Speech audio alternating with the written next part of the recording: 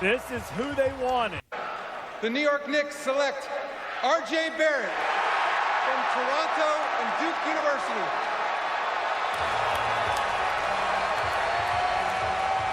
There it is. RJ's the pick. That's no Porzingis reaction. That's no Porzingis reaction. This is who That's they no wanted. Porzingis reaction. You were right to boo-boo Porzingis. Hey, that's no Porzingis reaction, baby. You were right. You were always right in the beginning. Welcome to New York, the Maple Mamba. Maple Mamba. RJ Barrett. Let's go. The RJ Barrett era is upon us. Another edition of the Offseason Central. Happy Friday to Knicks Nation. CP from Knicks Fan TV. My man J.Ellis from the Nick of Time Show. This is the number one show for the Knicks fan, by the Knicks fan. So if you're a diehard Knicks fan who loves to talk about Knicks news, Knicks rumors, and post-game live stream reactions after every game, hit that subscribe button below and the notification bell so you don't miss anything. All right. We are roughly 24 hours removed from the next cog in the offseason, the most important offseason in Knicks history. We've refreshed. We were a bit tired. We've refreshed. We're back at it. Oh, it was a long night, my dude. It was a long night, man. How you feeling, J.Ellis? How you feeling, bro?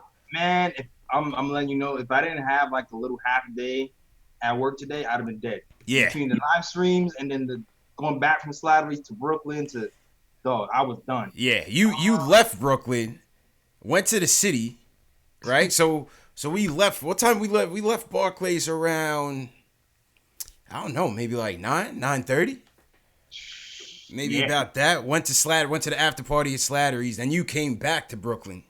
Yeah, man. Yeah, I came back to Brooklyn. I was almost home when I was at the Barclays. Facts, man.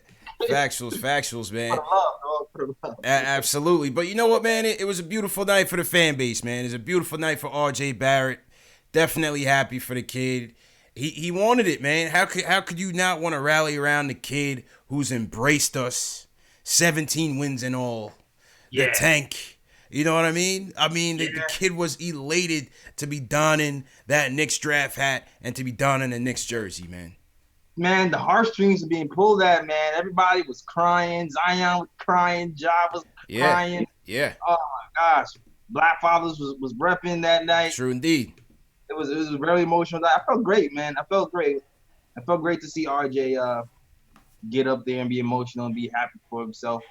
He really seems like he can handle the New York media like no one else. He's like 18 going on 35 in the brain. I'm telling you, man, wise beyond his years, and you could see it. You could see it when his upbringing. You saw his father there, was speaking so highly of him. They had a great moment. That was a great moment, man. You got to understand the grind that these kids go through, especially at this age, man. And they're going through the AAU level, and they hustling across country to this game, that game, this tournament, that tournament. They're at Duke. The creme de la creme, putting it all out there on the line, man. That's a great moment, man. Both Zion, Ja, and RJ were very emotional after being selected by their respective teams. Sure, man. I had to dug. Did you have to dug tear when you had to fight it back? like Lion King when Mufasa died? You're like, no. I'm telling you. I'm telling you, man. That was a nice moment, man. Very, very nice moment. Yeah, man. We had to battle it out with a couple Nets fans in there. Oh yeah, they got a little rambunctious with us, J.Ellis. They got a little rambunctious. We had backup though. It's fine. We did. Knicks fans were heavy in there last night though. We were definitely heavy. Everybody was in there supporting. You had guys. You had these kids. Rearranging their Porzingis jerseys, reusing their Porzingis jerseys with Barrett on the back. You know what I mean? That was a cool thing to see, man. It was very cool. It was really nice to kind of interact with the Knicks fans, man.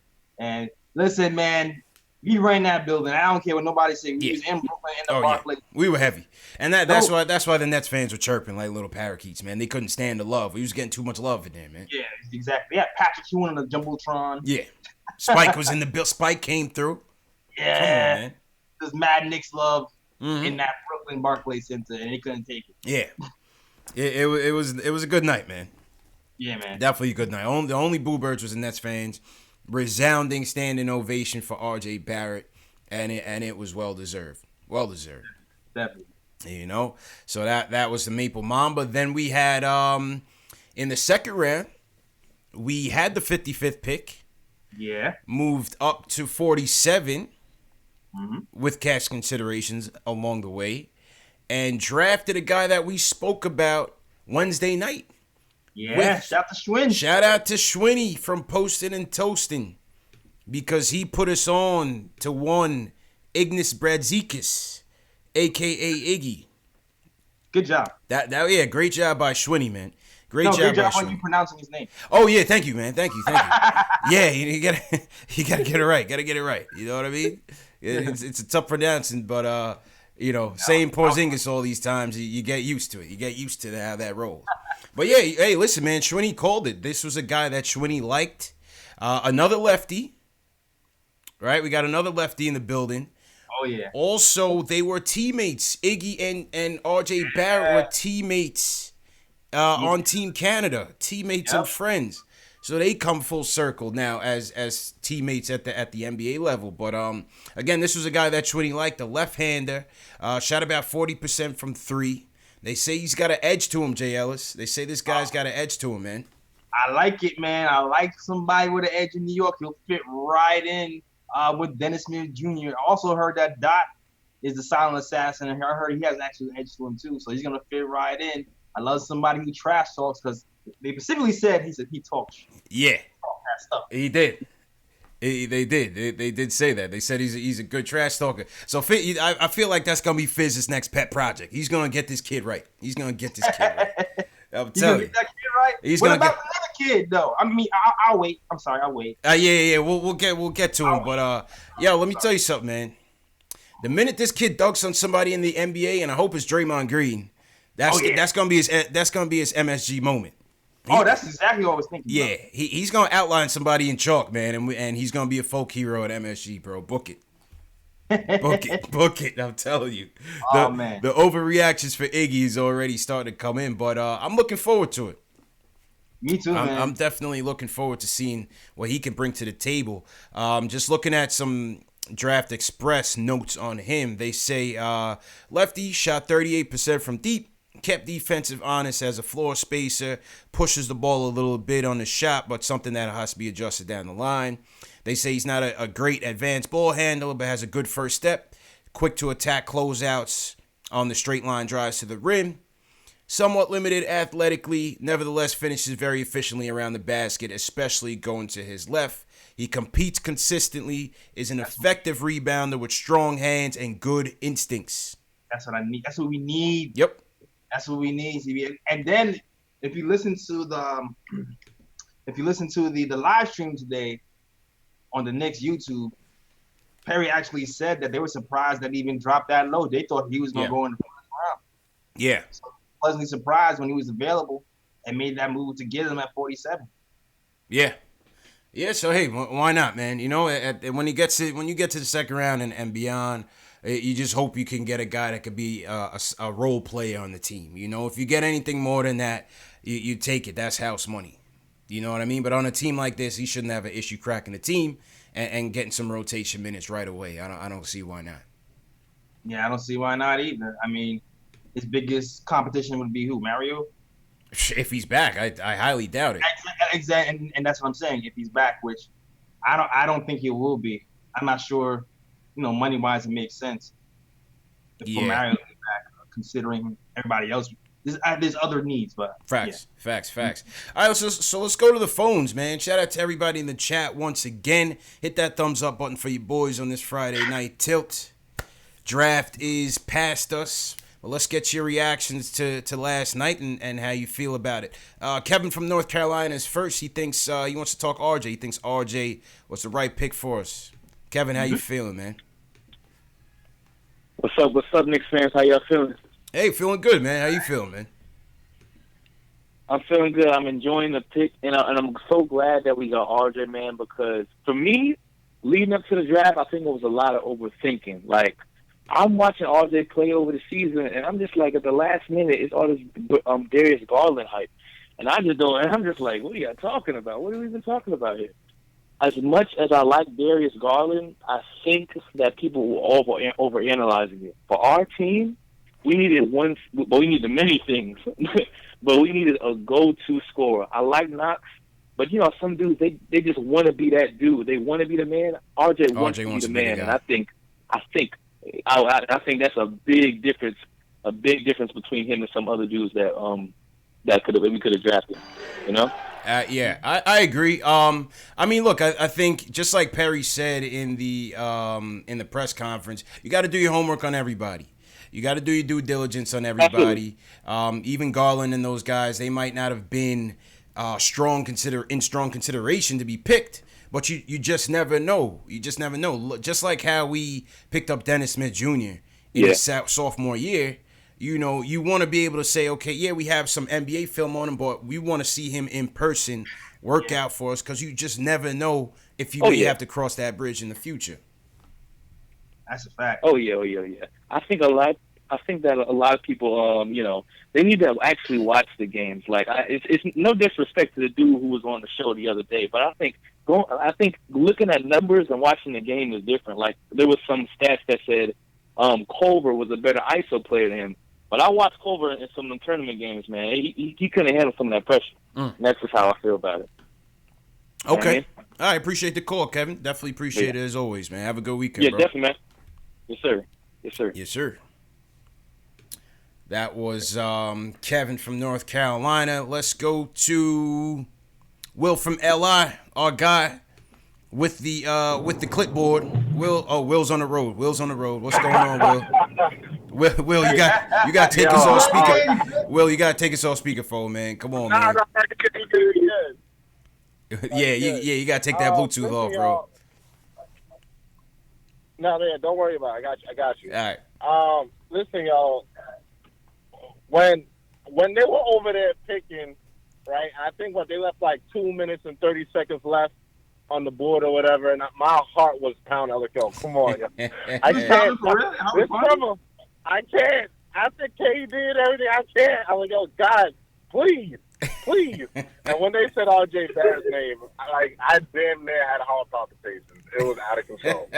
But we got him. I was so happy. And then the thing is, just like you were saying, this man's been giving us so much good PR. What was you on Jimmy Fallon? Picked up the Knicks hat. Yep. Didn't even want to work out with other teams. This man said, "Oh wow, I'm a Knicks." Like little stuff like that. Yo, that was crazy, man. That one got me, J.Ellis. When my man left the podium, like, wow, I'm a Knick. I'm like, he really loves us, man. Yo, I love this kid already, man. That's what I'm saying. Exactly. It's just like, and the fans embrace him too. They didn't give him one of those Porzingis draft nights or whatever. It all worked out. The Maple Mamba's here. I hope the kid is successful. I hope we retire his jersey one day. I'm just so happy that he's a Knick. That's all I wanted to say. I'm going to let y'all get back to the show. Appreciate it, Will. That's all I wanted to say. Drive safe on the road, man. Up, man. Yes, sir. Love, bro. Yeah. We'll do. And I say this too, when we was watching that live stream today, like, it was apparent that they gave him the okay a long time ago. Yeah. Because they were telling stories about how RJ and Steve Mills was watching the finals together. Yeah. In Steve Mills' apartment. Mm-hmm. Yeah, he was here from the lottery. He was here from the lottery, bro. Definitely. So the way he was moving, he knew he was getting picked. Yeah. And you can tell the way he was moving, the way he was picking up the Knicks, every single place he went, it was like, all right, the handshake was already made. I love it, man. Like I said, when he stepped off that podium, like, wow, I'm a Knick. I said, wow. Yeah, man. It was a good feeling, man. It was a great feeling, man. It was a great feeling. After the long season we had, with the uncertainty that is to come, I wanted to enjoy last night, and I felt like the fan base really embraced it, given those circumstances as well. That's a fact. Yeah, man. Absolutely. Let's go to our guy, J.Ellis. Let's go down south to South Carolina. Man, Ron Cleveland wants to talk about RJ and free agency. Ron, how you feeling, bro? What up? What up? What up? What up? Man. What's going on, fellas? How you feeling, bro? How you feeling today, Rod? Man, I can't complain, man. I can't complain. What I'm happy about, because we got exactly who I want, and I'm being honest, man. You know, if you ain't getting Zion, I'm telling you, man, we got the best player in the draft, man. I'm just being real about it from what I've seen, and I'm a North Carolina Tar Heel, man. I'm telling you, I ain't never cheered for no Duke players, but this dude is a real deal, man. I've watched enough of him to know. You know what I mean? Game recognized game. You guys know, man. And just the body language of this kid, man. You know, a lot of guys that came to New York, man, and let's be real. You can see, like, the look they have in the face, like they're starstruck with the city itself and the bright lights, the media. Mm-hmm. I listened to that kid in that press conference when they asked him the question. There was a particular question they asked him about carrying the team on his shoulders. And I love the response he said. Yep. He said he hadn't even played the game yet. Facts. Pump the brakes, man. How can he answer the question like that? That was such a ridiculous question, man. And that was, I believe that was George Willis, and George Willis been in the game for a while, J.Ellis. So you know he's coming with that old school on the beat mentality with that type of question. He's trying to fish. He's trying to fish right off the jump. Yeah, he was trying to say, man, dude didn't go for the bait, man. And I love the fact that if you watch him, he just didn't blurt out a response. Like, he actually listened to that question and had time to really think before he opened his mouth. And that's what I appreciate, because we know, hey, it don't get no brighter than New York, man. And I think about everything just lining up for this kid. The kid mom is from Brooklyn. Yeah. His dad played at St. John's. Yep. So, I mean, it's really, even though he grew up in Canada, to me, he feels like a New York player. That's it. Like from the city. You know what I mean? I agree. So he know the suffering of us Knicks fans. Heck, he's a Knicks fan himself. And if you remember back when Duke played in New York, and Zion was like, RJ, ain't the Knicks your team? Yeah. Remember that comment he made? Yeah. He's like, RJ, you want to get drafted by the Knicks? He's like, yeah, if they pick me, hell yeah. Exactly. So when I look at that, RJ was a great pick for us, man. And I'm gonna touch on this Kyrie and Durant situation, man. And a lot of people ain't gonna like what I'm about to say, but I really don't care. I'm gonna say it. We need to just stick with the plan.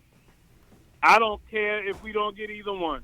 I'm just perfectly fine with us not getting either one, and just continue to build, man. Because when I think about timetables, man, when you're looking at age, Kevin Durant, 30, going to be about 32 by the time he stops playing. So, you're on the other side of 30, man. You ain't getting no younger. You know what I mean? You're coming off a major injury.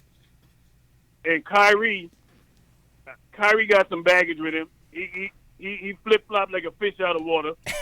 I'm telling you. And then he's, 27? He's 27 with knee injuries. Yeah, his knee's about 37 probably, though.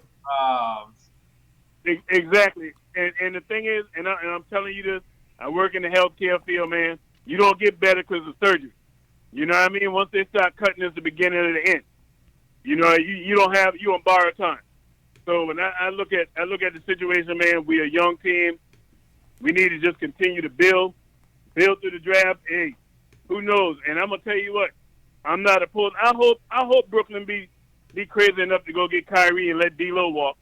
I would love to have him not on a max contract, but like on maybe a $55 to $60 million deal. And I said that the other night. Him and Julius Randle both. Bring both of them to New York. New York, both of them guys are still young. Don't sign them to a max deal. You know what I mean? Let them sign for about 3 years at about $60 million apiece. And I think D'Lo would be happy to be here to try to punish the Nets if they mess around and cut him loose. Yeah. All right, man. Appreciate the call, man. Definitely appreciate the love, right?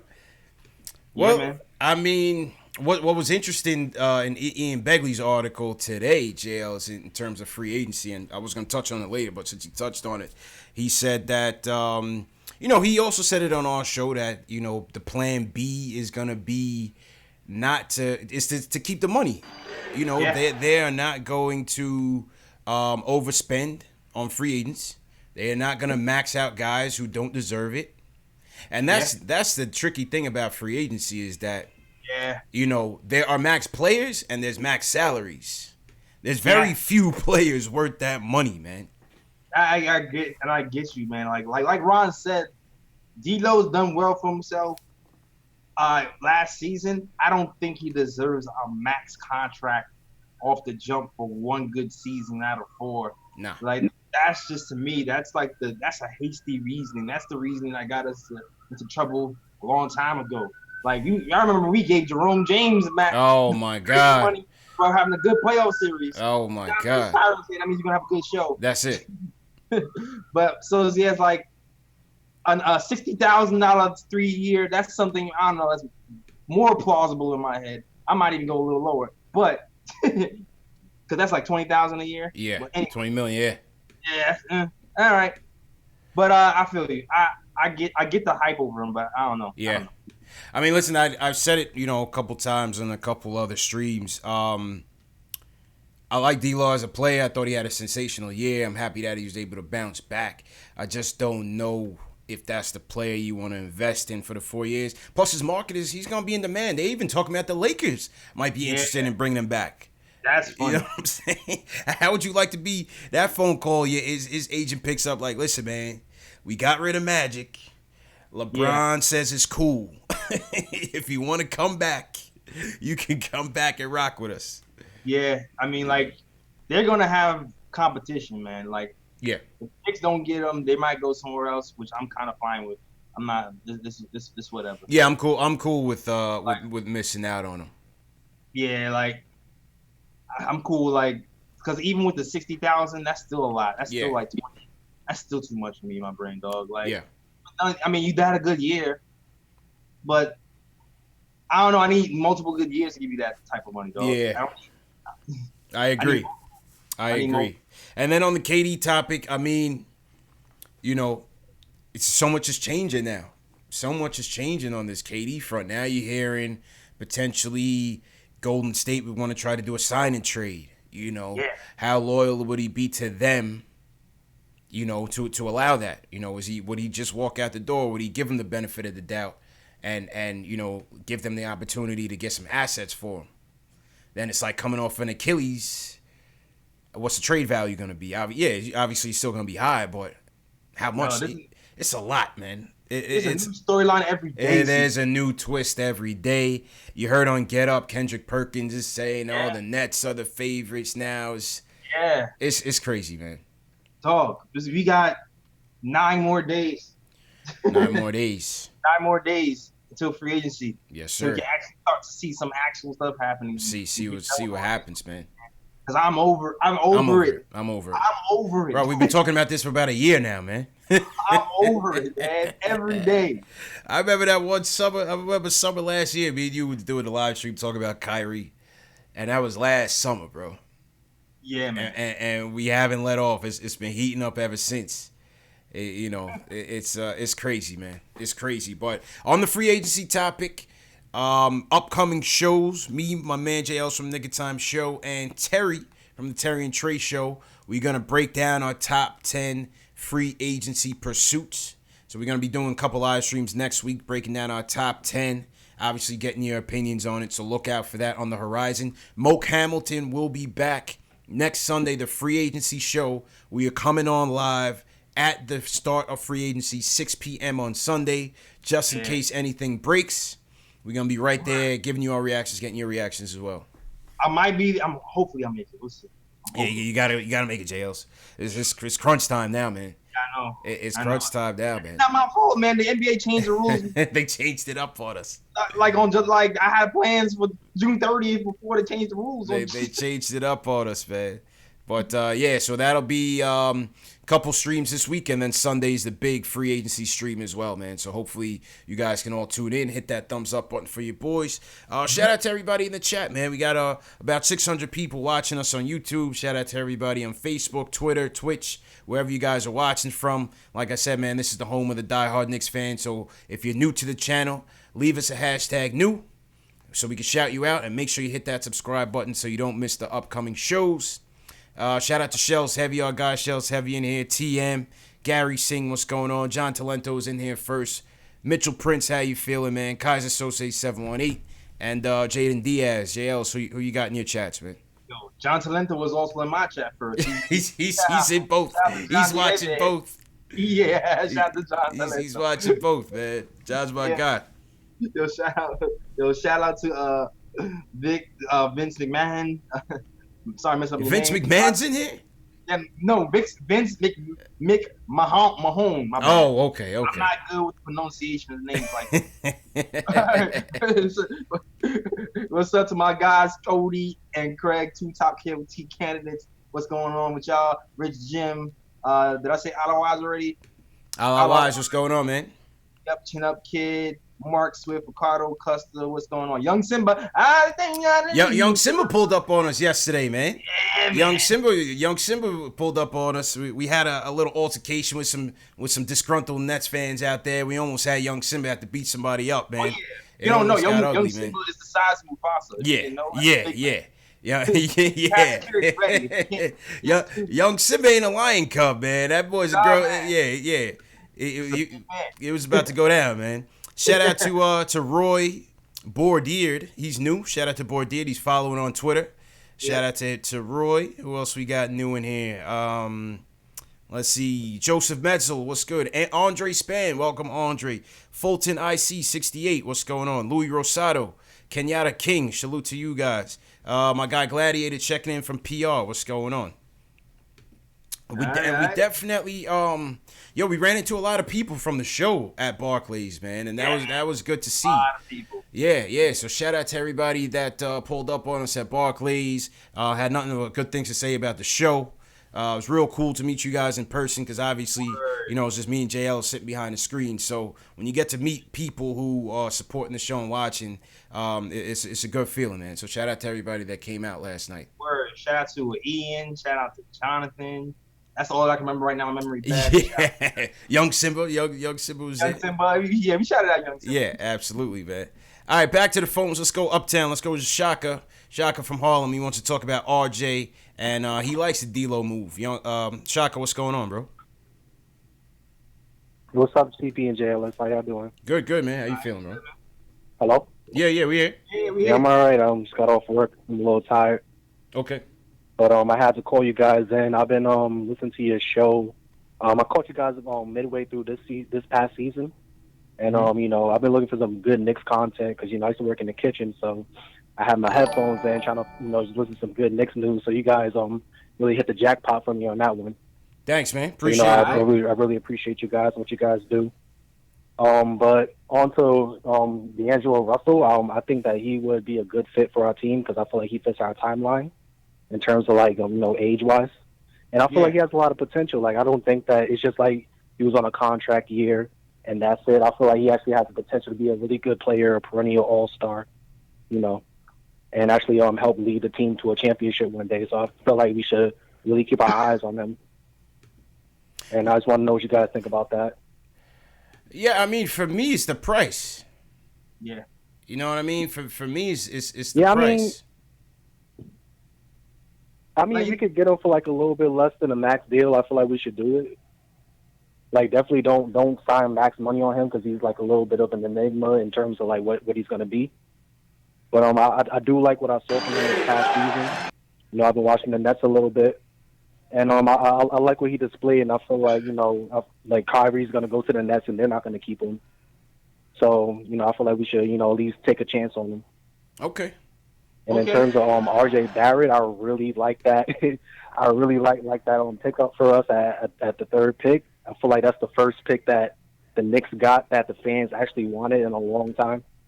We've been picking a lot of dudes that the fans have been booing for years. And RJ's been like the first guy that the LA Knicks fans like satisfied, you know. So I'm really happy with that. I like his potential. I like his mindset. He has a really strong mindset.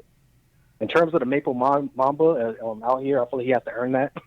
You can't just be coming out here like calling yourself Maple Mamba. You know, he could be Maple Mamba because we're in New York, but he can't be NYC Mamba till a couple years. Yeah, you know what I mean? Yeah. That's the real. That's the real nickname. Maple Mamba. That's his baby name. He could keep that. What Ari gave him? Ari gave him Midtown Mamba. He can't be Midtown Mamba. Oh, yeah, he can't be Midtown Mamba for a little bit. He got to take us to the playoffs first, man. Yeah, man. We got to go to playoffs first, man. Yeah. Oh, one quick thing before I go. I want you guys I want to know if you guys give me like a quick prediction of what you think RJ's stats will be in his rookie year. Oof. What do you think, J.Ellis? What's your predictions? His stats for his rookie year? I don't know, man. That's kind of hard to project. You don't know who's gonna be here. Like I want to see who's on the team first. We gotta see who's on the team first. Like because obviously you get like a free agent. Well, obviously not KD. Like if a Kyrie comes here or something. Yeah. And his stats probably drop. But you know if it's him and some role players who are free agents, right? His stats probably rise if he gets, you know. Yeah, so, it depends. It depends. Let's see the team round out first, and we'll give you our preseason predictions.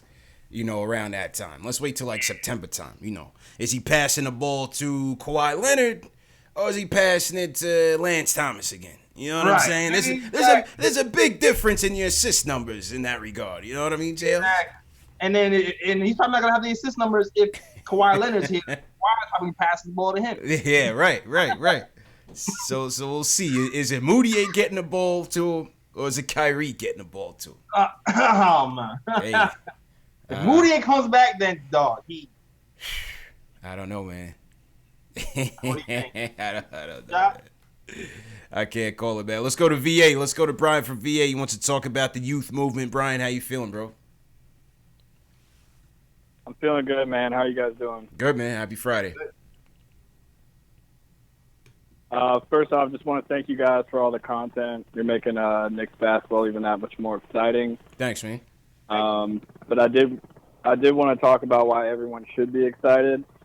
I think one of the craziest stats in sports, you guys probably know it better than I do, but I'm pretty sure the last first-round pick we re-signed was Charlie Ward. Is that correct? Yeah, that is correct. So that's a team. I'm 29 years old, so this is a team that I've never seen a youth, like young Knicks team. Yep. And although my heart is broken about KD and Kyrie probably not coming to us, I'm very excited about the youth movement because I've never seen it before. I've seen us try to lure the free agents. It never works out.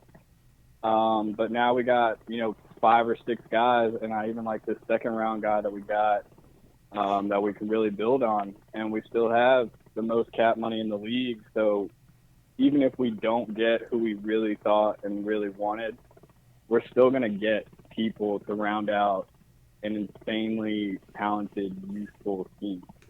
So I just think it sounds like on your channel, all the other channels I listen to, everyone is very excited, but then you turn on First Take and, we're getting all this hate because, we're just going to flop like the same old Knicks. Yeah. But it is great to turn on your channel. It seems like we're all on the same page, but I just think everyone should be excited about this Knicks team.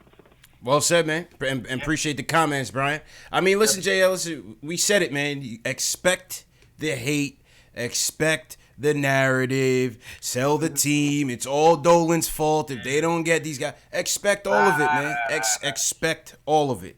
Expect all that. But the fans with sense know, just like Brian says, we still have flexibility. We haven't been in this situation before. Yeah. Yes, it'll be a slow burn. You know what I mean? Yes, it'll be a slow burn, but we still have not been in a situation where we have a bevy of young talent who we're going to try to mold and develop along with some financial flexibility that we can augment the team, supplement the team with some more talent down the road.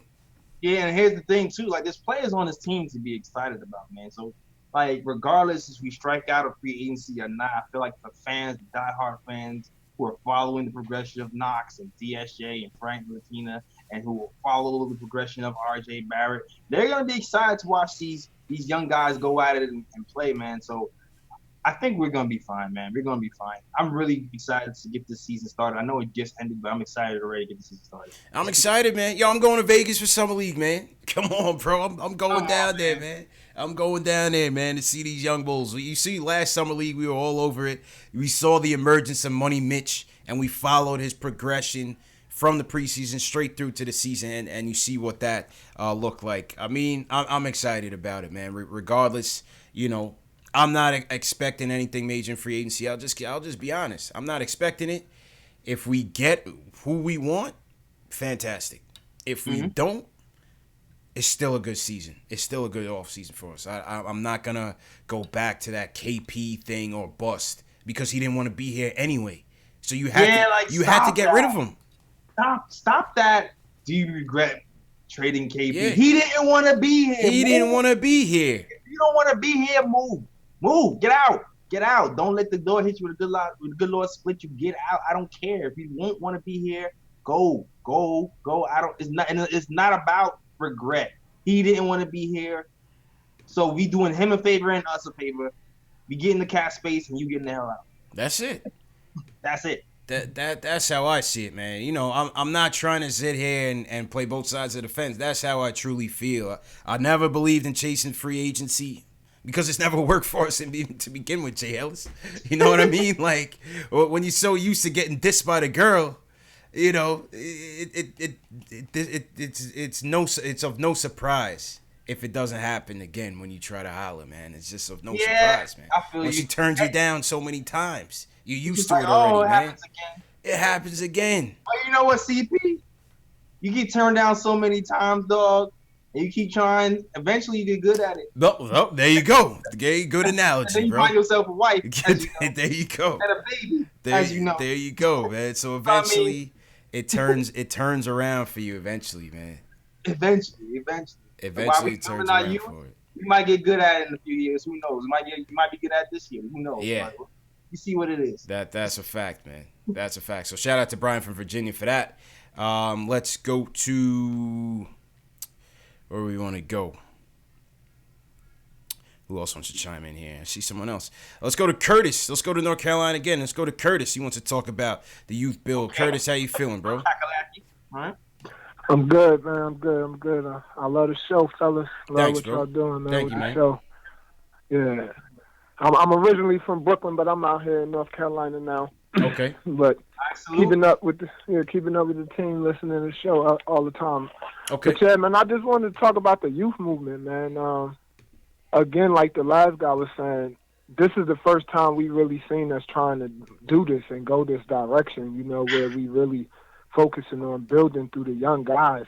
And I just would hate to see them mess it up because, you know, we good for it. Yeah. Like by trying to chase like these big names that we don't get, and then we end up settling for something. Like I like D-Lo and I love what he did in Brooklyn, but I would feel like to get him would be settling again. Like, you know, classic Knicks. Like, you know what I mean? So I just really hope they stick to it and stay faithful to the youth movement and let the young guys develop, man, because I like Knox. I like Trier. You know, like Trier could turn around and be something that we never saw coming. You know what I mean? Keep sleeping on Trier, man. ISO's my guy. ISO's my guy, man. 100%. People sleep on Trier. Right. They keep about not having a guard. So Sorry, go ahead. No, yeah, but I just think his potential is, we don't know what his ceiling is yet, you know? We don't know. Neither him nor Mitch. We don't know what any of their potential is. And then I just feel like bringing in certain guys, it stunts the growth of the young talent, you know? Yeah. Well, for one thing. That's just pretty much it. Okay, appreciate the call, man. Definitely appreciate the support, Curtis. North Carolina in here heavy, J.Ellis. North Carolina is definitely in here heavy. Shout out to North Carolina. Shout out to J. Cole. Yeah. The thing is that, well, for one, you know, one thing is that there's no trades to be made. The AD trade is gone. It's done. So this is the youth build is here, whether we get 2 free agents or not. The youth is still gonna be here. All these guys are still gonna be here. So, Yeah. you know, that once the AD trade is gone, you know, forget about Bradley Beal. They're not going to trade for him. And that's it. Yeah, that's it. Like right now, all you do is keep building up the youth and keep building up assets and go on from there. There might be a time where we keep building assets that there might be time to trade for a disgruntled star, There like you go. the Raptors did. And then we'll look back and we'll have 8 or 9 first-round picks that we can package in a deal to bring our own AD or our own Kawhi Leonard or something like that. So it's more than one way to skin a cat. It's more than one way. It's more than one way. And like I continue to say, you still needed DeRozan to turn into Kawhi Leonard. You still needed Valanciunas to turn into Marc Gasol.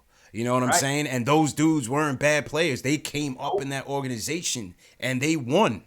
They didn't win the championship, but they were at the top of the East every year. Yeah.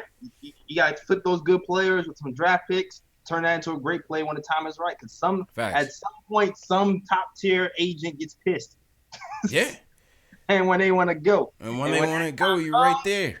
Yeah. Now you pounce. That's it. That's it, man. All right, so let's get another call in, and then we're gonna talk about some of the guys that went undrafted that we were still able to sign. Let's go to Jay from East New York. You want to talk about DeAndre Hunter? What's going on, man? Hey, what's going on, brother? How you doing? Hey, man, you went number 4, man. What's going on? You can hear me? Yeah, loud and clear. You can hear me? Yep, loud and clear, bro. Hello? Yeah. Yeah, what's going on, man? Hunter went 4, man. He went 4, man. But RJ is here. He's in New York. You know, congratulations to him, man. I'm looking forward to the youth movement. I ain't really tripping on DeAndre Hunter no more. It is what it is. You know, we got RJ now. He's in New York, so that's what it is. We going with him. You know, but as far as, like, the youth movement go and, like, chasing free agents, why are the two, like, why they can't be, like, the same thing? Like, why is it mutually exclusive? Like, we could still have a youth movement and still bring a star in or a blue chipper, you know, somebody that could, you know, get us over the hump. Because it's like, look at Denver. Like, that's what they did. They drafted a few guys, you know, and then Jokic came out of nowhere, you know. So it's like, why we can't do the same thing? We can. They just got to want to come. It depends on the age of the veteran as well, because, you know, Paul Millsap isn't like a super top tier free agent, but he's a really, really, really good piece. They lucked out and had somebody. He was just a good call. Right, exactly. So like it changes when the free agent is an older all-star, because then the pressure is on to make something happen right then and there. Right, because your young boys have to be ready to lead. Yeah, you know what I mean. And that veteran free agent is just another piece to get them over the hump. But we're not there yet, so that's why you don't want to get like a Horford at an expensive deal. I'll take Horford on a cheap deal, but you don't want to give him his market value. No. You know, nothing crazy like that. Older guys, you know, like, but like as far as the Kyrie topic, like I feel like Kyrie, he's a little whimsical, so I don't want to believe anything that the media is saying. Him going to the Nets, I'm gonna go with what he said out his mouth. Like, talk to him July 1, like. You know, like, everybody should just cool their jets with Kyrie. Like, he going through some things in Boston, so he lashed out a little bit. It's hectic out here, you know? But in New York, he not going to have those problems because he going to come in with open arms, and then, you know, he going to be the guy. And then we got guys around him that's young, and they gunning for it. I seen a stat earlier today about Kevin Knox. He scored about 970-something points for the season. That's pretty good, like, among small forwards. So, like, he's on track to, you know, becoming somebody that could put the ball in the hole, like, if he fill out right. So we got some pieces. Tria, I like him. He come off the bench bucket. So I don't feel like we too far off. We just need, like, 1 or 2, you know, those guys, like somebody with a name, and then we right there. We not that far off. Everybody should just chill. And, you know what I'm saying, let the youth movement happen, let it bubble up, and then hopefully we get a guy or 2. Well said, man. Appreciate the call, Jay. Calls on fire tonight, man. Calls on fire, man. The fan base is optimistic, J.Ellis. That's what you want to hear, man. Optimism, man. Optimism. Like we said, we never been here before. It's our first time here. It doesn't mean it's going to translate into anything. It just means we got to stay, Mill said it today, we got to stay patient. Unfortunately, got to stay patient. they messed it up in so many years and so many decades that you still got to let the soup bubble, man. You got to let it simmer, bro. Yeah, man. Gotta let it simmer. We Yeah. We in that slow cooker right now. Slow in the slow cooker, right? It's fine. The slow cooker comes out. The slow cooker, man. Juicy. You know what I'm saying? Absolutely, man. Absolutely.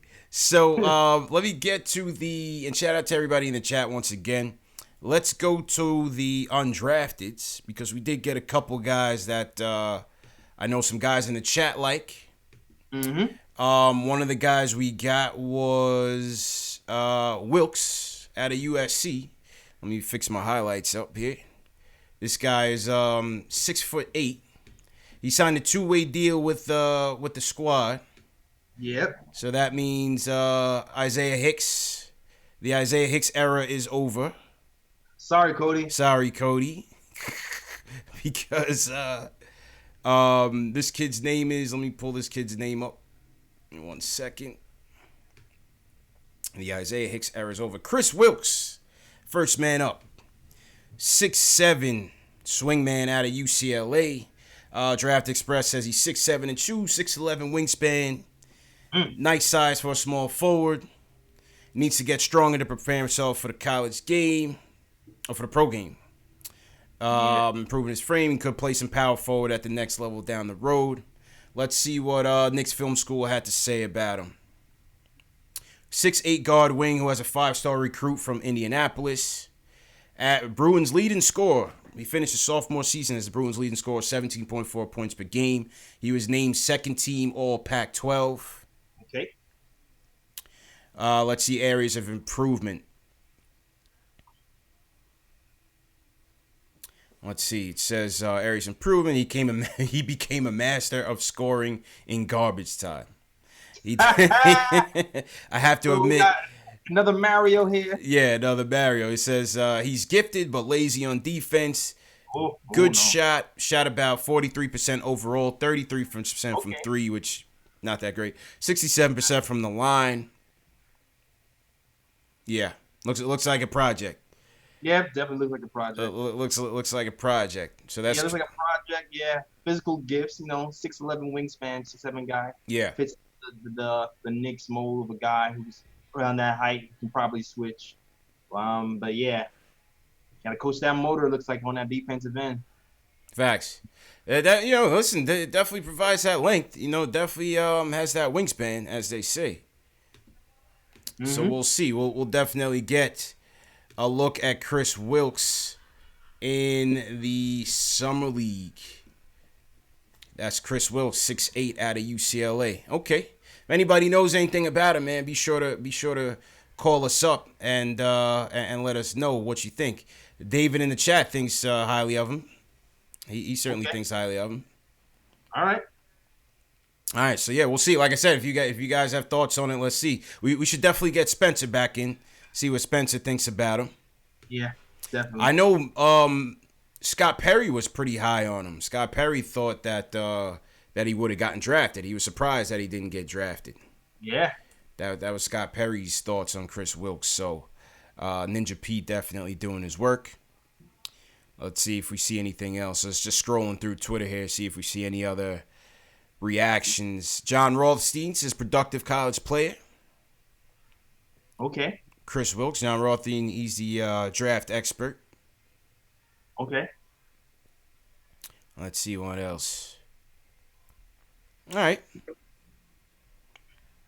I haven't got a chance to really dive into these prospects. Yeah, right. We just kind of just getting into it, man. But we'll try to get Spencer on, get Spencer's thoughts on it. And like I said, if anybody else has any thoughts on the kid, let's go. Brutus from Twitter says, his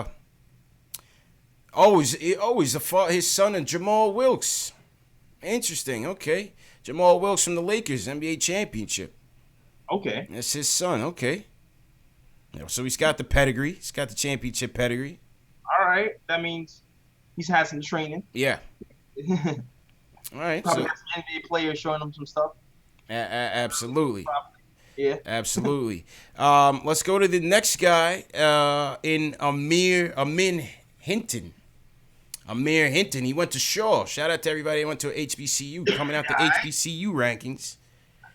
Hinton, they're comparing him to a bootleg D Wade, J.Ellis. Yeah, that was interesting. That was an interesting comparison, man.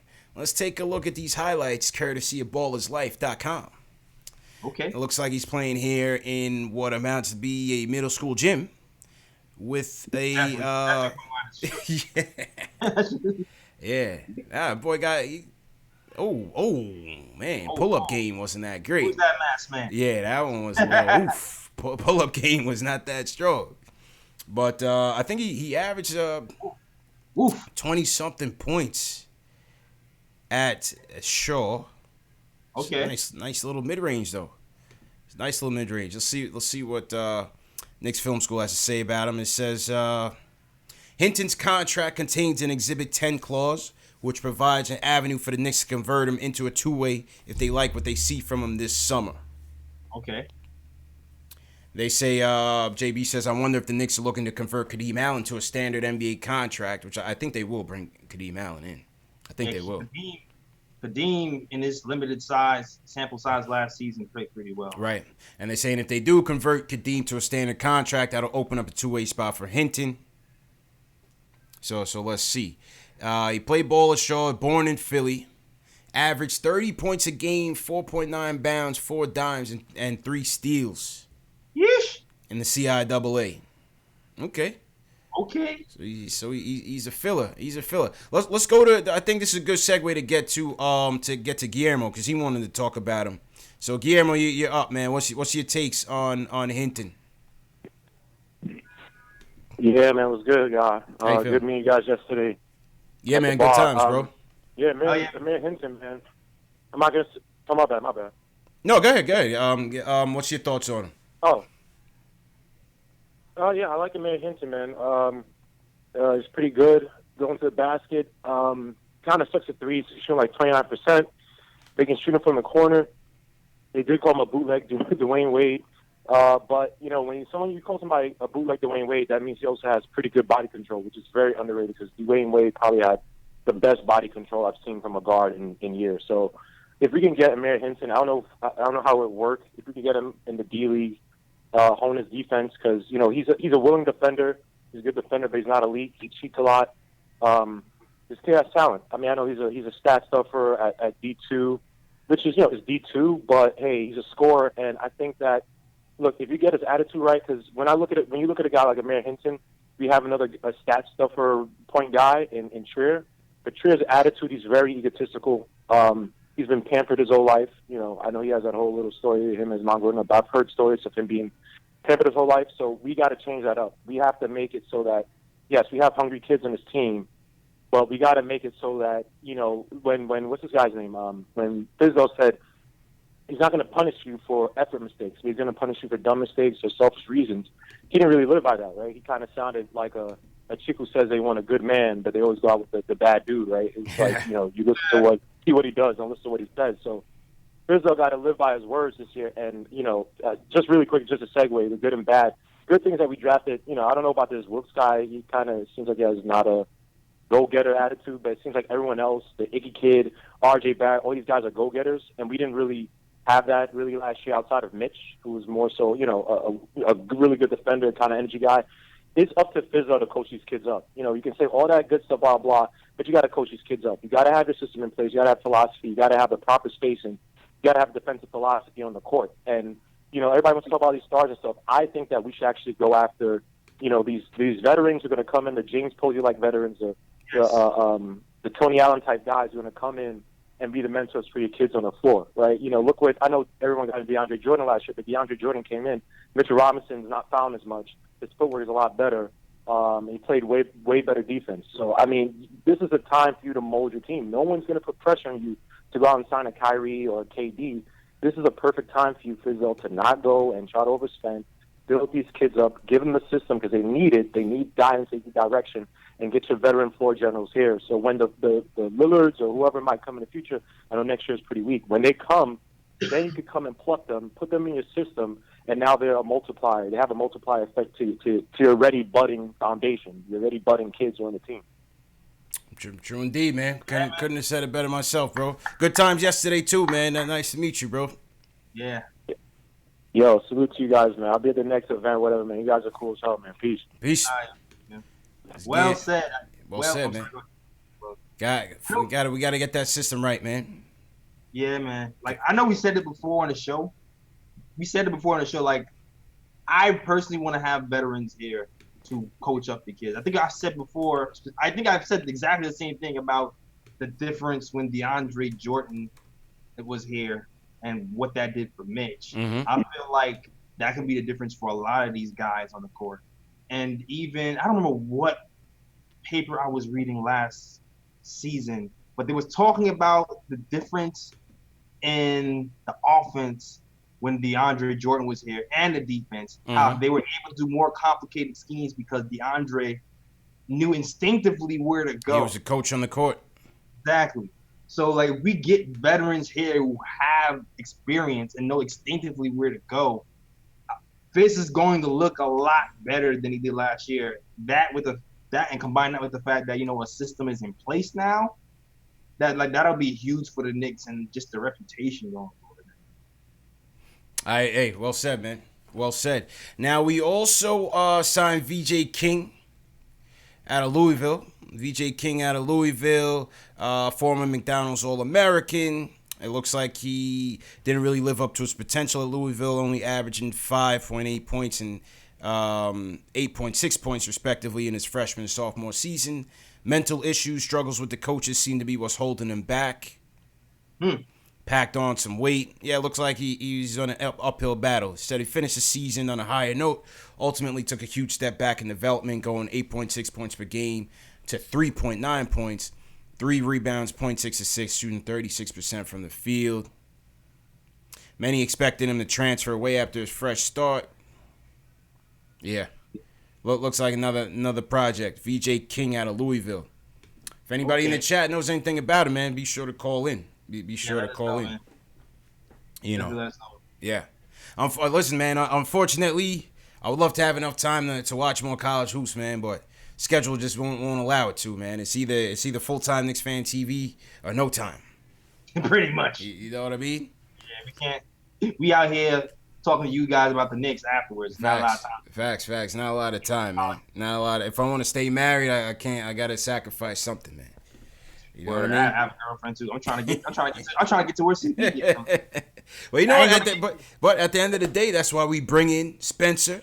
And shout out to Spencer, man. Spencer was on our show. He got a job with the NBA during the draft. That's why if you were following Spencer, he went straight 0 dark 30. You didn't hear from him because he had to stay off. He had to stay off. He really couldn't input his opinions out there because he was basically working for some teams. Yeah. Definitely. Watch out for next KO team. Gonna have him on too. Absolutely. Shout out to Spencer, man. Well, welcome back. I know he'd rather be with the NBA teams. Yep. But welcome back anyway. Sorry. Absolutely. You'll find your way back, bro.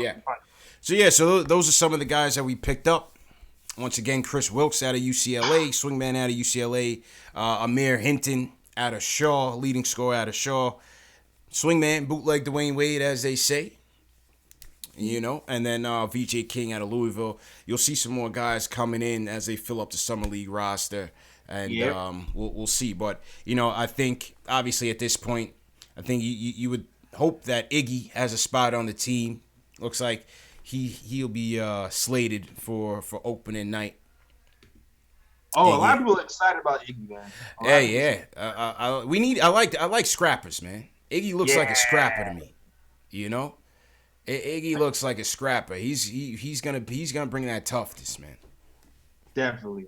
Sweeney kind of gave us a little insight on him. He loved him. Mm-hmm. My guy Ryan, who's on our show, on the Nick of Time show, he was raving about him as well. And I even spoke with Spencer a little bit via DM, and he was very excited about him as well. So okay, it seems like an overwhelming, like, this guy is the truth. Yeah. Yeah, no, point shooter. Yeah, that's what I like, man. We need some scrappers, man. I'm definitely all for the scrappers. And he told Ian Begley, let's get to the Begley quote. Oh, here's what Spencer said about Iggy. He said, 6'7", strong, plays bigger than his size, smart cutter, really soft touch around the rim with either hand, Good shooter with the ability to shoot off motion, plus smart read and replace action. So it looks like we're getting a high IQ player. Tough, crafty, and like I said, man, the moment he dunks on Draymond Green, it's his welcome. That's his MSG moment. That's his MSG moment, J.Ellis. And it's also got to mention that RJ specifically said during the press conference that he always seems to play well with Ignas. Interesting. Okay. Yeah. Let's see. Let's see what happens, man. In Iggy's interview with Ian Begley, how would he describe his game? He says, I'm a relentless player. I don't fear anyone or anything. I don't back down from anyone either. I'm very confident in my abilities. That's my guy. Let's go. That's all I need to hear, man. Man. That's all I need to hear. All right, let's get back to the phones. Shout out to everybody in the chat. Once again, we got over 700 people in here. Shout out to everybody in the chat. Hit that thumbs up for your boys. Let's do a city check-in, man. Wherever you guys are checking in from, I'd like to see where you guys are at all over the world. Throw your cities in the chat. Where you guys repping from? And we'll definitely shout out some of you guys, man. Salute to the Knicks fans all around the world. And thanks again for showing love to the channels, man. All right, let's go upstate. Let's go to Wahid Khan. He's from upstate New York. He thinks we need to sign these max free agents this year. Wahid, what's going on, man? Hey, what's going on, brother? I appreciate the call, man. Yeah, absolutely. So I hear you guys talking about that. Like I'm hearing a lot of people say that we should continue to rebuild. That's the vibe I'm getting. Are you guys agreeing with that, or would you rather go in free agency and get Kevin Durant? Well, I mean, either way, you're still rebuilding because even if you get KD, it's not like he's gonna play. So yeah, it's like if we get KD, if we just get KD and then we don't get another big free agent and we use that cap space to fill out our team or take on some contracts, that's kind of the same thing as rebuilding with not as much pressure. So I'm for that as well. You know what I'm saying? I'm for that route as well. If we get two max free agents, Go ahead. But like my entire thing was like just getting Kevin Durant. If that's the priority of the Knicks, I'm hearing that the Golden State Warriors are offering to re-sign Kevin Durant for 1 more year or 5 years, give him that max contract that he wants. That's what I'm hearing, right? And trade him to a team that he wants to get traded to. So don't you agree that if we want Kevin Durant, the Knicks have to put themselves in a position to make it more appealing to go to the Knicks than, let's say, the Clippers? Well, yeah, but what are you gonna do? You trying to trade for him now? If we trying to trade for him, or are you saying we need to go hard after, I guess, Kawhi Leonard or somebody to entice him to come and not go back to Golden State?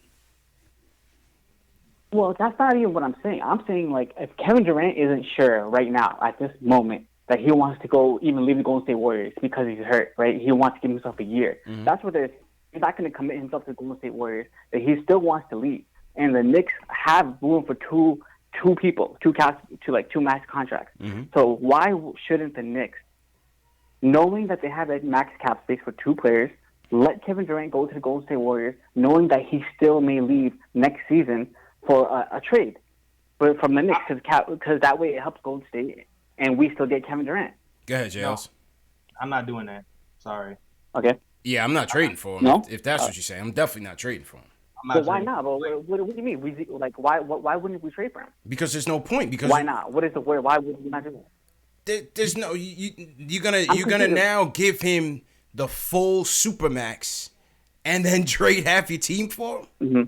Hell no. I'm not even saying trade half your team. I'm not saying trade. Well, how much you think he's gonna cost, Wahid?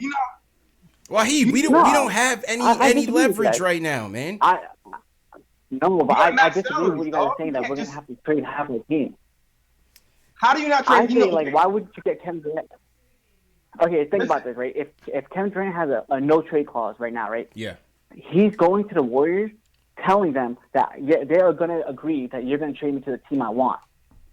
Right? So it doesn't mean we're giving them everything. Maybe we might have to give up one player, like for Knox or something, so they have, like, they get something in return from him. That doesn't mean they're going to, like, blow us out of the water and they're like, we're going to have to give him half the team. We might have to give him, like, Dennis Smith Jr. and Knox for Kevin Durant. Yeah, we can get him now, but if he's not ready to come now. Do you know how many? But my point is, if he's not ready to come now. if he's not ready to come now, wouldn't you still take Kevin Durant over Kevin Knox and Dennis Smith Jr.? Yeah, Who but would you're you not rather getting have? him for that price. That's the problem. And thanks for the call, bro. Appreciate it. We still got to build a team. You still got to build a team. We're still got to build a team. We're gonna end up in a worse situation than friggin' Lakers are with 3 players on their squad. That would be worse than the Melo trade. It would be worse. That would be worse than the Melo trade, man. The only reason why I'm willing to get KD on the team now is because we don't have to give up anybody. Yeah. And we can just absorb his contract and then hope for the best. Yeah. Like, if we trading away assets and then trading away our whole youth, if it don't work out, we're basically starting from scratch. That's a fact. And I don't think you understand that we have to match salaries. You can't just we got to max salaries right here. You can't. This ain't 2K trades, man. You can't. Override the trade after you try to trade Moutier and Hazonia for KD. You know? If homeboy's getting the super max, which is what I don't know, 30 mil plus, and our players are only making $4 or $5 million.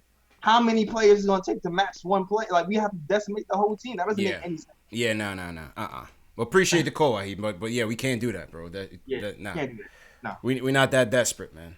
Not that desperate. All right, let's go to North Carolina again. Let's go to Jay. He wants to give his input on the draft. Jay, how you feeling, man? Yo, what's up with y'all, man? Happy Friday to y'all, man. How you doing, bro? Happy Friday, bro. Man, I gotta tell you, man. I was feeling old boy earlier when he was saying on the phone when it got down to like 2 minutes left, you know what I'm saying? He's like wondering what's going. Yo, I was like, we're not getting ready to do no Daniel Jones. Ain't no way in the world. But when we got RJ, I was so relieved, man. I was like, even though that's the basically right pick, it was opportunities for you to go out there, play around, and do something. You know what I'm saying? But for real, that was the right situation for us. Yeah, absolutely, man. Yeah, I didn't think they were gonna pull a New York Giants on us. I didn't think so. RJ was in the bag the whole time, Yeah. When Woj came out and said we was getting RJ, I know that's right. Like, all right. Yeah. When Woj came out and said it, I was like, all right, we know what's up. Nah, there was no trickery. I mean, and let's be honest, though, this draft class wasn't really, that type where it was even to be questioned. To be honest, I think it was RJ the whole time. And then he really showed me he was home. He really showed me he was home when he walked up into the stand. And like, y'all come on and go with me. He really showed me something, man. Like, I've been waiting to get here, man. Yeah. But the other dude that's just talking, ain't no way in the world we trade Barrett in no sophomore year, no Knox, no Mitchell, in no junior years in the NBA back to no Golden State for no Kevin. Nah, I'm sorry. I love to have Kevin just to have him on the team. Just have him on the team to help take the top off. We need, you know what I'm saying? We need some big names that want to come and play in our league. That'll be good. But besides that, like I said the other day, I ain't even looking for Kevin. Let's rock with this young core, man. Yeah. Bring them up. I hear that, man. They ready. And appreciate the call, Jay. Go ahead, J.Ellis. Let me just reiterate. Mm-hmm. I would love Kevin here. That's not what I'm saying. I would love Kevin here to, coach the young guys on the bench, rehab with us, and be a deadly assassin when everybody is nice next year, and be part of that squad. But trading for Kevin, it's gonna decimate our team. We ain't doing that. Not doing actually to help him out. So this doesn't make sense. Yeah, it's we're not desperate. We're not desperate in that regard, and we wouldn't even have the trade package to put together. It's just not realistic. Yeah, it's not. Just not realistic, man. But shout out to everybody in the chat. Once again, let's see where everybody's checking in from. Babyface LaCosta checking in from Watts, West Coast in the building. Okay. Steve Stark, appreciate the super chat yesterday. Steve Stark sent us a super chat. He's checking in from Melbourne, Australia. Oh, yo, I got Melbourne, Florida. Go ahead, J.Ellis. Somebody sent a super chat mad early. Guard Up Knicks. Shout out to Guard Up Knicks. Sent okay. Chat. Shout out Guard Up Knicks. Car Guru checking in from Latvia. What's going on, Car? Big O to third. BX to Lakeworth. Carlos Martinez, Australia in the building. We got Delaware. Ronald Surgeon. What's going on? West Palm Beach. Brick City. We got Newark in the building. Oops upside your head.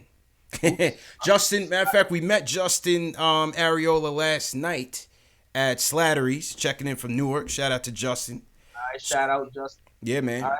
Yeah, Rich Jim was good. Enzo 954 was good. Wilson was good. Yes, sir. I see Andre Brown, Hector Gotson. Yeah, man.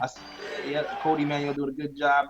Cody and Craig doing a good job holding down the chat for me. What's up, Cody? What's going on, Cody? We got Mike Check. He says Toronto champions all day. So we got a Raptors fan in here supporting us. That's all good. That's all good.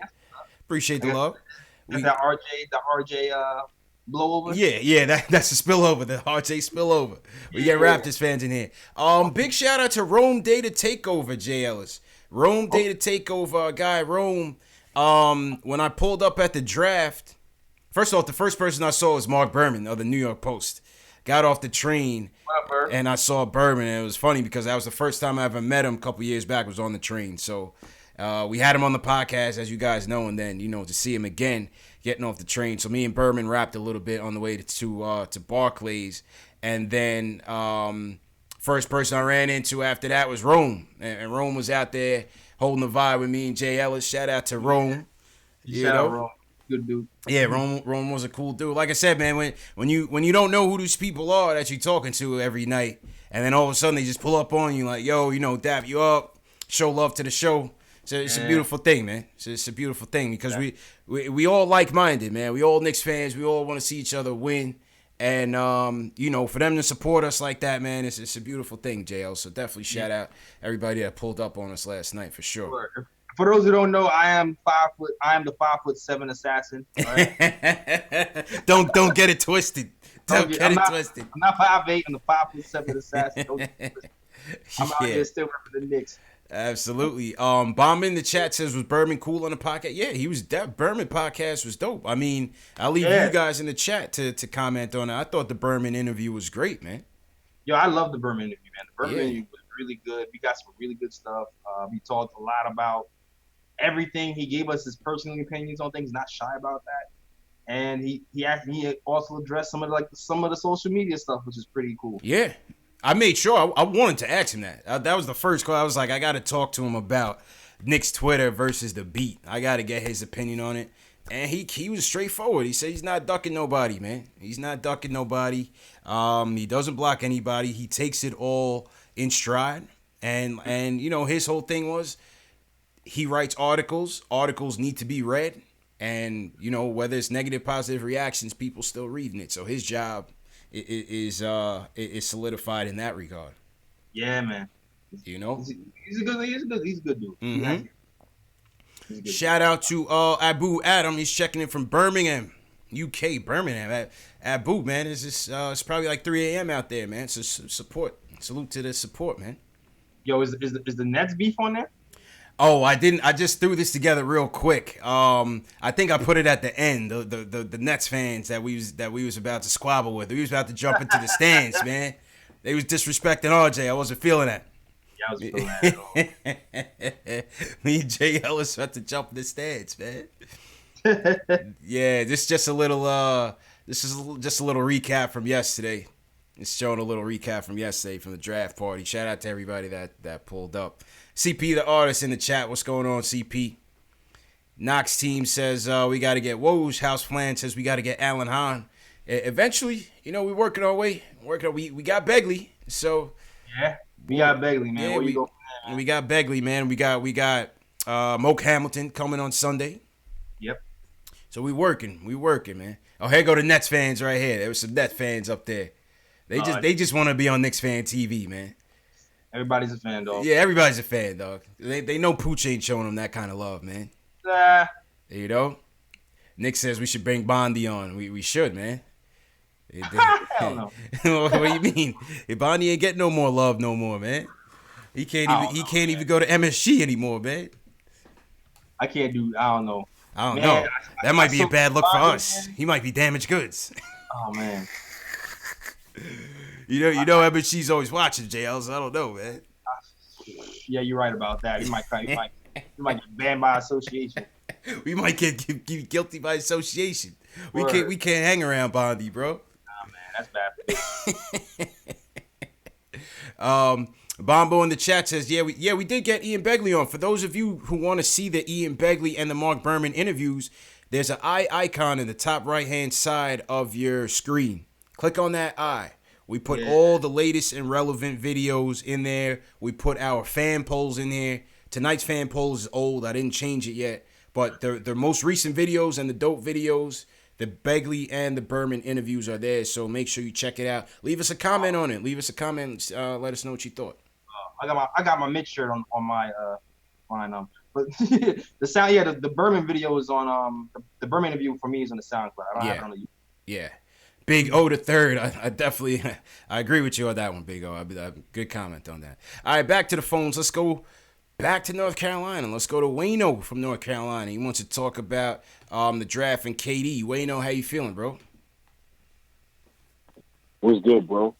How you feeling? Yo, I was actually thinking that the KD, if we were able to get KD, say we weren't able to get someone else to come with him, but if we just got KD, it would actually be somewhat of a blessing for the Knicks because it would actually give them a chance to actually acquire even more assets while KD kind of sits. That's true. You know what I'm saying? KD sits up a little bit for a year. We get a chance to not only do we get to be a little, we get to be bad again, probably get back in the lottery, but we also get a chance to, people talk about, oh, we're down on Knox and all that nonsense. But, you give Knox another year, he improves his stock. The same for the same for Mitch, same for Treya. Barrett comes out, he has a good rookie campaign. You know what I'm saying? Now, all of those people that kind of like how they was kind of like saying they weren't good enough for the AD trade. Now you give them another year, you build those guys stock up, then you get some more assets with another lottery pick, and you got KD sitting up.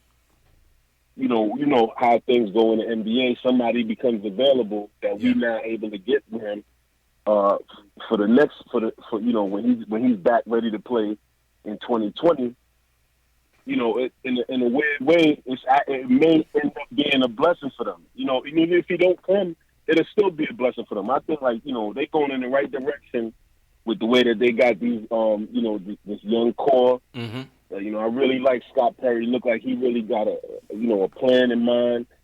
To me, it seemed like either way we go, as long as they stick to the script, we in a good spot. Yeah, I agree. Appreciate the call, Wayne. Good points, man.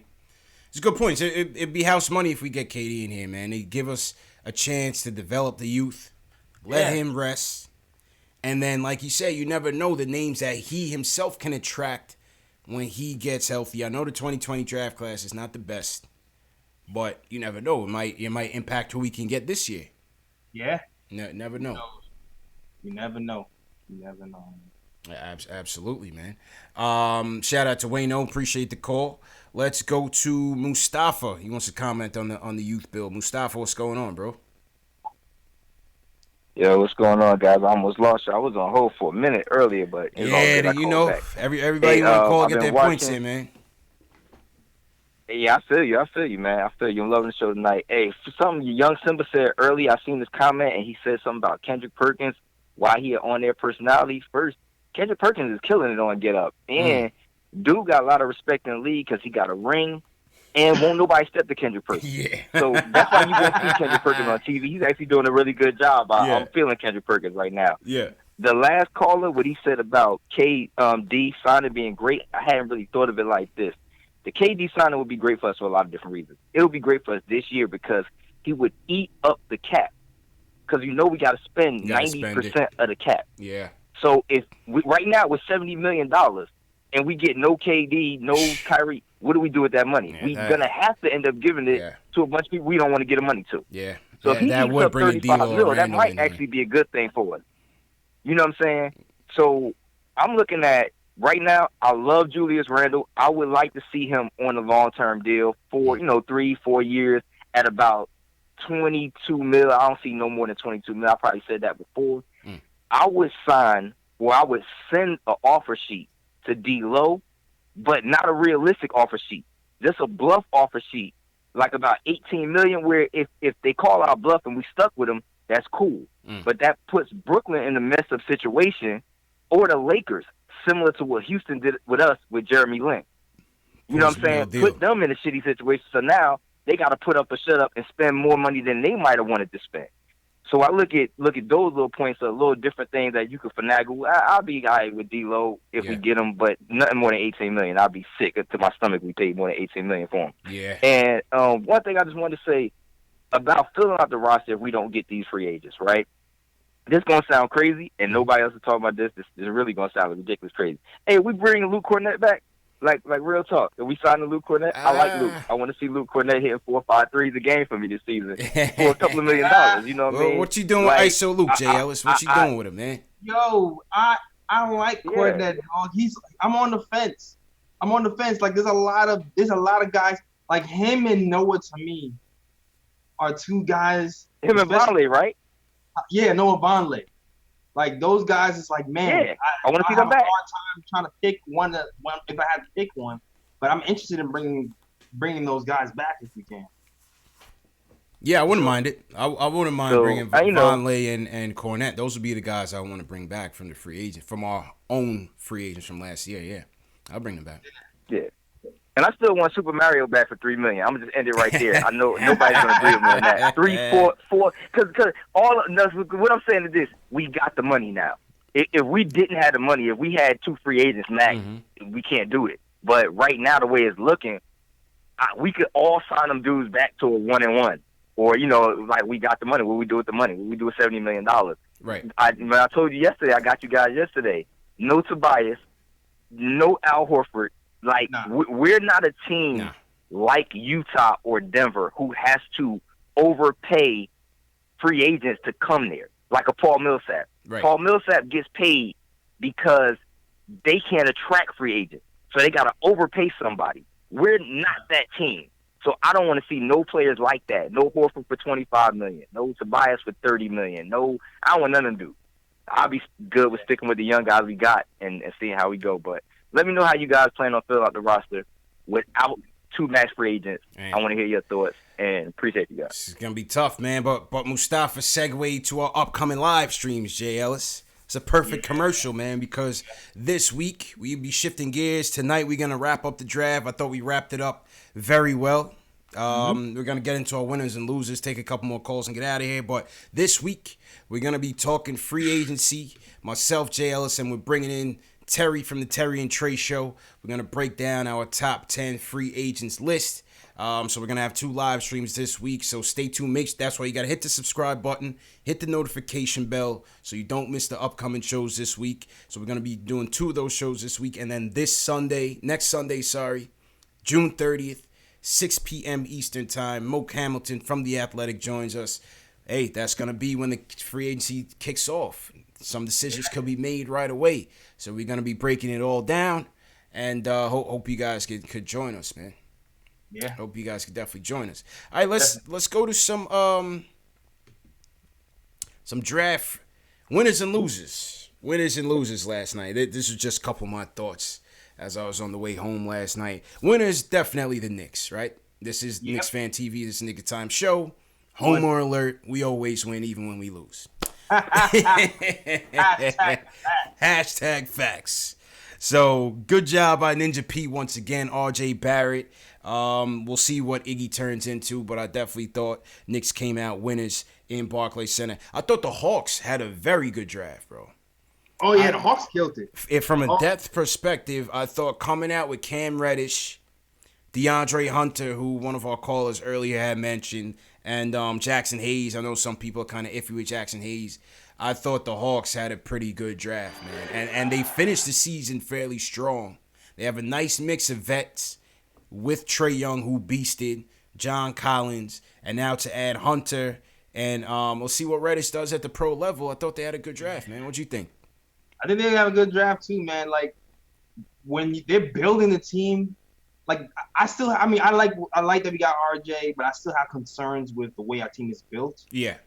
Like I said, it's built kind of clunkily. Yeah, I agree. The Hawks, they have their guy who can handle the ball and break down defense, and trade. Now they give him some room with DeAndre Hunter who shoots. They could have their defensive stopper. Yeah, and Cam Reddish. I mean, he doesn't shoot threes well, Cam, but he's Right. projected in the future, and his defense is good. So they're building it out pretty well. So shout out to the Hawks management, man. They did all right. Yeah, I thought the Hawks did very well in the draft, man. So shout out to Danny Ferry, Grant Hill, and them guys. They had a good draft. Let's go to the losers, man. Phoenix Suns. We thought they were supposed to come out of this draft with a point guard. What happened? I don't know what happened, man. I don't know what happened. They had Kobe White sitting there at 6. They passed on him. And Phoenix Suns did not come out of there with their point guard. Also, what were you think? What do you think they? Well, go ahead on your Phoenix topic. I mean, I guess Kobe White is seen more as a combo guard. Yeah. So maybe that's why. Maybe that's what they were thinking. Maybe they wanted a pure point because his handle isn't the best, but it's pretty good. So maybe that's what they were thinking. I don't know. That's the only thing I can come up with right now. Yeah, I don't know. And then how about the Cavs picking Garland when they had Sexton in there? What's going on with that? Maybe that's what threw up Phoenix. It was like, damn. Maybe. They were like, oh shit, what do we do now? Yeah, because me and you were talking beforehand, and I just knew Garland was going to Phoenix. Yeah, because I thought it was a lot. Because Sexton was already with the Cavs. Yeah. You know what? That's probably what happened. They threw him off. So that it makes you think: how high are they on Sexton? Are they planning on moving Sexton? Are they planning on packaging somebody for another person? The deal has to be in place. Jarrell says he could play the 2. Okay, all right. I mean, I heard. Yeah, I feel like I heard he's good off ball as well as on ball. Yeah. Still, that's a really interesting backcourt. Yeah, that's interesting. That's interesting. The fan favorite Bull lost big time, and not as a person. You know what I mean? He's just a kid. We show love anyway. But Bull, man, he slipped into the second round. He was supposed to be a first round prospect. Bull did not, and he was disappointed, man. He felt bad for the kid. He was in the green room, J.Ellis. They said he spent like $100,000 on his suit. Jeez. You know, Bull, man, he was disappointed, man. But Bull dips into the second round and ends up getting selected by the Denver Nuggets. Your thoughts? I'm surprised. Yeah. I'm surprised, man. Like, before the injury, he was, the highest I've seen him was 5. So for him not to go in the first round at all, like, it was wow. Yeah. I didn't see that coming. I thought maybe he would go mid to 20. Yeah. But not in the first round, period. That's nuts. I told y'all, man, I wanted no parts of him, bro. No. I already know how you feel about it. No, thank you, man. Not with that frame. No, thank you, man. It makes me think, is something happened with the medical records that I don't know about? Like, yeah, I don't know, man. Or are people just that scared that he's not going to be able to complete an NBA season because of his frame? Facts. Like, people have taken chances before, especially of a guy who's been dropping buckets. You know what I'm saying? Yeah. No, I agree. I agree, man. But yeah, I know a lot of you guys in the chat had liked him, but I wasn't trying to go that way. Another loser, well, if you want to call it that, Taco Fall, man. Taco Fall, another one of the the favorites in the chat. People wanting to go after him. He ends up going to Boston. Taco goes to the Celtics. We had talked about it on the pregame show, J.Ellis. I wasn't a Taco guy either, man. Too big, man. He's too big. I don't see him lasting, man. That's high. I told you yesterday, CP. Heightism, dog. What's wrong with you? Nah, man. With the How you don't like your own kind? You 6+. He too tall, you don't man. like your fellow tall dudes. Come on, them size 30 boats, man. I don't know, man. I don't know. But hey, you see Boban getting it in. You never know, I guess. You never know. He signed a 10-day with the Celtics, I believe. Yeah. At least somewhere now. Yeah, so let's see. So good luck to Taco. Good luck to Bull. Another winner, J.Ellis. And this is a curveball. Team Frank Team Frank comes rejoice. rejoice. Team Frank comes out of the draft as winners because their hero did not get traded. Like I knew. That's right. Frank didn't get That's traded. right. Frank Team didn't get Frank traded. celebrate right here. Yeah. You made it. Hey, we made it, as Drake would say. So Team Frank rejoices once again. And listen, this was a likely move. I never thought there was going to be a trade market for Frank. His value was just really non-existent to me. When I got off the train and I ran into Berman and I asked him about it, he said Philly had interest in him back early in the year, and that interest had waned, obviously, after he got injured and so on. He said Philly was interested for a second rounder. That was Berman. Take it for what it's worth. I saw something that said Phoenix was interested as well. Phoenix. Yeah, yesterday. But I'm not sure what happened. Yeah. I mean, listen. It's gonna be so interesting to see where this kid fits next year, though. Yeah. And we got to see how we round out this team, because it's like, whether it's free agency or who we have right now, again, where is he going to play? I don't know. Where is he going to play? I don't know. Because right now we got DSJ. It seems like Dean Allen is on board. I don't know. You got RJ locked at the 2. ISO, where's ISO going to play? Is he going to play at the 1 or is he going to play at the 2? That's why I wouldn't even bring back Mario, because it's already confusing. Now that RJ is here, like it seems like it's even more crazy for Mario. Like, let's see, Mario's best position was at the 1 too. Yeah. So now we got right. You got Knox locked at the 3. Yeah. Right. You may go small ball 4 if he's ready for it. I don't know. We'll see what Iggy does. I think Iggy's gonna take some minutes for somebody, man. That's what I'm saying. I think it's gonna be Iggy. So where is Frank's role on the team? Somebody in the chat, please tell me. Where is his role on the team, man? I don't know. Backup point guard, backup point guard. We'll see. Small forward who can switch between. I don't know. We'll see, man. We'll see. He's been working on that jump shot and the handle. You've seen the videos. Mm-hmm. Depends on if that translates or not, or if he's still on the team. You gotta wait to see what happens in free agency. Yep. So we'll see what happens, man. I want it to work out for the kid, man. I don't hate on him. I just don't, it just hasn't been working out for him. That's obvious. That's more than obvious. But I just didn't see them finding a trade for him. I didn't see them finding a trade for him. I thought he was on the outside looking in, man. Is Moutier coming back? I'd say no. Think so? I say no. I think you give DSJ the reins. If you strike out on everything, I think you give DSJ the reins. I think you go ISO and Kadeem. I think that's your 3. I say you bring ISO, Kadeem as the 3rd. I don't think Moutier comes back. Kadeem's numbers in that short sample size is pretty freaking good. Yeah. Really damn good. I'll bring Kadeem. I'm on point guard 3. I want Kadeem Allen. Unless we're getting a veteran in here. Unless we're getting Beverly or Rondo, or we're getting Collison or something like that. Yeah, I'm with that too. Yeah. I'm keeping Kadeem Allen, and I tell Moutier thank you. But good luck. Because it just wouldn't make, like you were saying when we were talking about like Alfred Payton the other day. It would just be one of those things again. You having DSJ there, you got Moutier there. It's just gonna be another crazy rotation that you just don't know who's playing on what night, who's gonna give you what on what night.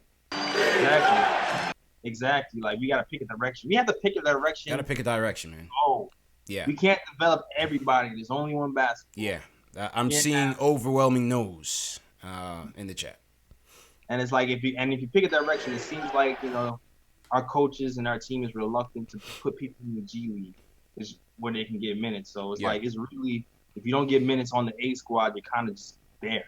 Right, right. So that's that. Salute to Siobhan Robinson. He says he sent us a super chat. He says Frankie's gonna be the water boy in Space Jam 2. Okay. Nah. Space Jam 2. I know AD is out here filming for Space Jam 2. I think they doing some filming with it. One of my homies that's AD's god brother and whatnot. Okay, so, all right. AD out here. Too Humble also sent us a super chat. Salute to Too Humble. He said, asked what our thoughts was on Taco Fall, but we gave it to him already. And that was our draft winners and losers, man. Another loser of the draft, babe. Sorry, people. The stream last night was atrocious. Listen, man. Yeah, man. When you're at the mercy of technology, sometimes, things just don't work out. The upload speed just wasn't happening, so the audio and the video was a little choppy. But salute to all the day ones, man. We still have people in the chat. People in the chat were still tuning in, catching whatever they could or listening to whatever they could. But Summer League, I'm coming with a booster. I'm coming with a wireless booster, man. Summer League, I will be properly streaming. So, but yeah, we did our best. I don't even try though. That's why I don't even try to do a live stream on my channel from location because my joint was so bad. I was like, yo. But you know what it is? It's when you go into them stadiums, it's concrete everywhere. So it's hard to really, pop off. But when we did the open practice play-by-play, we were rocking. Oh yeah. We were rocking in MSG, man. Oh, you were rocking. I was rocking when I was outside. I got inside and wasn't rocking. Yeah, for some reason, we were rocking in MSG, man. 90 seconds. We were definitely rocking, but yeah. So the audio and the video, apologies on that. It wasn't really what we wanted it to be, but so, like I said, Summer League will bounce back, man. David Timo says, can't wait for Summer League because speaking of which, and you gotta love when people in the chat like help you segue to the different promotions, man. There you go. Summer League, J.Ellis, and I was hoping for this. I was really hoping for this. The first matchup of the Summer League. The first matchup of the Summer League will be RJ versus Zion. The young Knicks versus the young Pelicans. The future Knicks. Oh, it's gonna be a blockbuster in Vegas, baby. It's gonna be a blockbuster, man. Sicky. I'm telling you, CK2K supposed to be linking up out there, meet up with CK2K and do some stuff out there. But yeah, that's the first matchup. The Zion's coming to the Knicks in like 7 years. They want to be teammates. That's what you're gonna hear. That's what you're gonna hear. Free agency in 2025. Rumors are that Zion and RJ want to be teammates in New York. Yep, exactly. That's exactly. Oh man, I won't be here for this, man. Somebody else gonna take over Knicks Fan TV, man. No. I won't have. I'm gonna be gray haired by then, man. I can't take the stress. Can't take the stress. But yeah. So that's July 5th, Knicks Pelicans, 9:30 p.m. Eastern on ESPN. July 7th, Knicks versus Suns, same time, same station. July 9th, Knicks versus Raptors, same time, NBA TV. And July 10th, Knicks versus Lakers, same time, ESPN 2. And then after that, you get into your 8-team tournament, so on and so forth. So I'll be out there covering